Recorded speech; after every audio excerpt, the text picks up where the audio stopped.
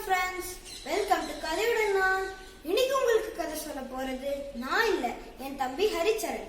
வணக்கம் ஃப்ரெண்ட்ஸ், நான் இன்னைக்கு உங்களுக்கு தென்னாலிராமன் கதை சொல்ல போறேன். விவேகியின் தாய்மொழி. தென்னாலிராமனோட புகழ் விஜயநகரம் மட்டுமில்லாமல் பல்வேறு நாடுகளிலும் பரவுது. விஜயநகர அரண்மனையில் தென்னாலிராமன் என்ற ஒரு புத்திசாலி இருக்கிறத கேள்விப்பட்டு ஒரு வித்வான் அவரை சோதிச்சு பார்க்கறதுக்காக விஜயநகரத்துக்கு வராரு. அவர் விஜயநகர அரண்மனையை நோக்கி வந்துக்கிட்டு இருக்காரு. அதே வழியில் ராஜகுருவும் அவரோட சீடனும் வராங்க. குருவே, அங்கே பாருங்க, அவரை பார்த்தா வித்வான் மாதிரி தெரியுது. இருந்தால் இருந்து விட்டு போகட்டும், அதனால் நமக்கு என்னப்பா? என்ன இப்படி சொல்லிட்டீங்க குருவே? அவரை பார்த்தா பெரிய புத்திசாலி மாதிரி தெரியுது.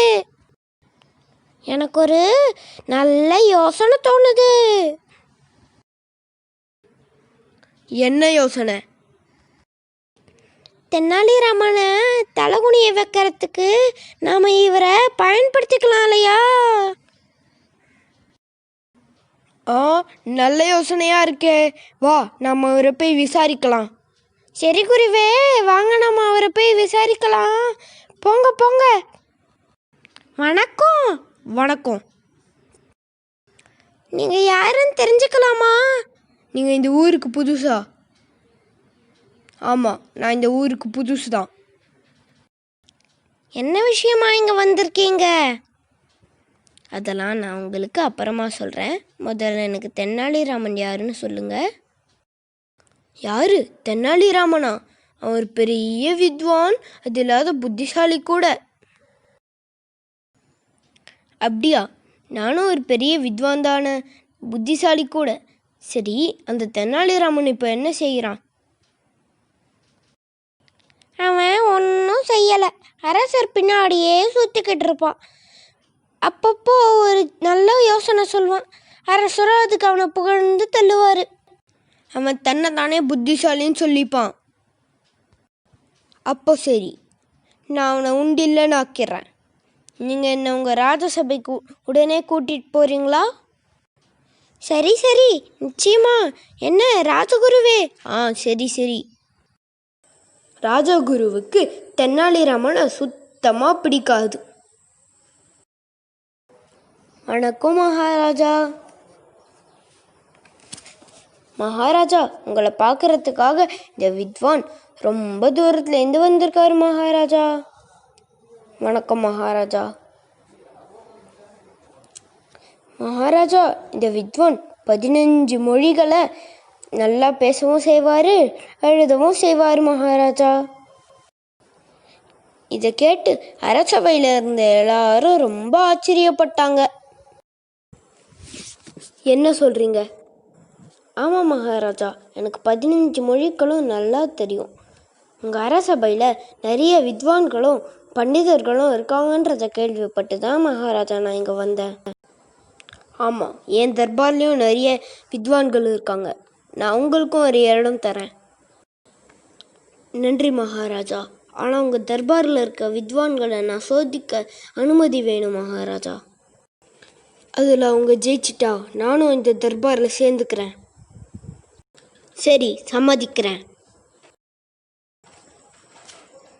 மகாராஜா, எனக்கு தெரிஞ்ச 15 மொழிகளை நான் பேசி காட்டுவேன். அதில் என்னோட தாய்மொழி எதுன்னு உங்கள் தர்பாரில் இருக்க வித்வான்கள் யாருன்னா கண்டுபிடிச்சிட்டாங்கன்னா அவங்க எல்லாரும் என்னை ஜெயிச்சிட்டா தான் நான் ஒத்துக்கிறேன் மகாராஜா. சரி, என் தர்பாரில் இருக்க வித்வான்கள் புத்திசாலிகள். அவங்கள ஒரு வித்வான் நிச்சயம் உங்கள் தாய்மொழியை கண்டுபிடிப்பார். ராஜாவோட அனுமதி கிடைச்சதும் அந்த வித்வான் குஜராத்தி, பெங்காலி, தமிழ் போன்ற 15 மொழிகளை பேசி காமிச்சாரு. வித்வான் ஒரு மொழியும் பேசி காமிக்கும் போதும் அரசவையில் இருந்த எல்லாரும் அதுதான் அவரோட தாய்மொழின்னு நினச்சிக்கிட்டாங்க. வித்வான் எல்லா மொழிகளையும் ரொம்ப நல்லா பேசினனால அரசபையில் இருந்தவங்களுக்கு வித்வானோட தாய்மொழி எதுன்னு கண்டுபிடிக்கிறது சிரமமாக இருந்தது. வித்வான் அரசர்கிட்ட கர்வமாக என்ன சொன்னாருன்னா, மகாராஜா, என்னோட தாய்மொழி எதுன்னு உங்கள் தர்பாரில் இருக்க யாருன்னா கண்டுபிடிப்பாங்களா? இதை கேட்டதும் மகாராஜா தர்பாரில் இருந்த ஒவ்வொருத்தர் முகத்தையா பார்த்தாரு. யாராலையும் பதில் சொல்ல முடியாமல் தலை குனிஞ்சாங்க. கடைசியாக மகாராஜா தென்னாலிராமனோட முகத்தை பார்த்தாரு. என்ன தென்னாலிராமா, உன்னாலையும் வித்வானோட தாய்மொழி எதுன்னு கண்டுபிடிக்க முடியலையா? பாத்தீங்களா குருவே, இதுக்கு தென்னாலிராமனுக்கும் விடை தெரியல. அப்படி இல்லை மகாராஜா, வந்திருக்கவர் பெரிய வித்வான். அவரோட தாய்மொழியை கண்டுபிடிக்கிறதுக்கு அவரோட நான் கொஞ்ச நேரம் பழகணும் மகாராஜா. அதுக்கு என்ன அனுமதிக்கிறீங்களா மகாராஜா? வா தென்னாலிராமா, நான் உங்க கூட கொஞ்ச நேரம் பழகிறேன். நம்ம 2 பேரும் ஒன்றா சேர்ந்து விஜயநகரத்தை சுற்றி பார்க்கலாம். நீயும் என் கூட பழகின மாதிரி இருக்கும், நானும் விஜயநகரத்தை சுற்றி பார்த்த மாதிரி இருக்கும். நிச்சயமா. ஆனால் மகாராஜா, ஒரு வேண்டுகோள், நீங்களும் எங்கள் கூட வரணும் மகாராஜா. சரி, போகலாம், நானும் உங்கள் கூட வரேன். அதுக்கப்புறம் ராஜா, தென்னாலிராமன், வித்வான் இவங்க 3 பேரும் விஜயநகரத்தை சுற்றி பார்க்கறதுக்காக கிளம்புனாங்க. அப்போ வித்வான் வழியெல்லாம் வேறு வேறு மொழியில பேசிக்கிட்டு வந்தார். ரொம்ப நேரம் சுற்றி வந்ததுனால அவங்க களைப்பாயிட்டாங்க.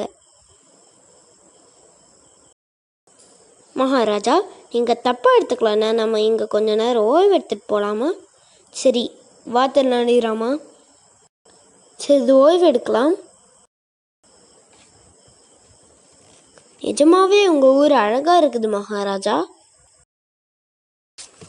அது மட்டும் இல்லை, என்னோட தர்பாரில் தென்னாலிராமன் போன்ற ரத்தினங்களும் நிறைய இருக்காங்க. தென்னாலிராமனோட புத்தி கூர்மை ரொம்ப பாராட்ட வேண்டியது. மருகையோ, பாருங்க மகாராஜா, உங்கள் ரத்தினம் என்னோட காலிலே முள்ளு குத்திட்டாரு. பாருங்க, ரத்னம் வருது. இவ்வளோ பெரிய வித்வான் சின்ன பிள்ளைத்தனமாக இந்த மாதிரியா வேலை செய்கிறது? மகாராஜா, என்ன மன்னிச்சிடுங்க. இவ்வளோ பெரிய மகா வித்வானோட தாய்மொழி குஜராத்தி.